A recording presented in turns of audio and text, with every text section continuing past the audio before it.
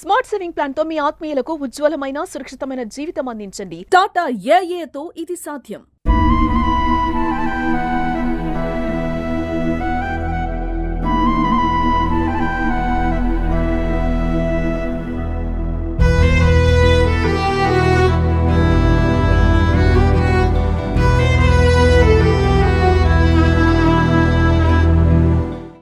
నమస్తే, welcome to Suman TV. ఈరోజు Nizamabad rural MLA అయినటువంటి భూపత్ రెడ్డి గారి మాతృమూర్తి మరణించి ఈ రోజుకు 12 రోజులు జరుగుతుంది. అయితే ఈరోజు ద్వాదశ దినకర్మ.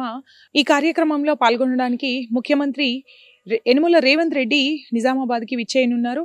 అయితే తను బేగంపేట్ విమానాశ్రయం నుంచి బయలుదేరి కలెక్టరేట్లో దిగినట్టుగా తెలుస్తుంది. అక్కడి నుంచి రోడ్డు మార్గంగా భూమారెడ్డి ఫంక్షన్ హాల్కి వచ్చేసి భూపత్ రెడ్డి గారి మాతృమూర్తికి నివాళులు అర్పించి ఈ కార్యక్రమంలో పాల్పంచుకున్నారు. అయితే ఇక్కడ ముఖ్యమంత్రితో పాటు మంత్రులు, ఎమ్మెల్యేలు, ప్రభుత్వ సలహాదారులు అందరూ ఈ కార్యక్రమంలో పాల్గొన్నారు.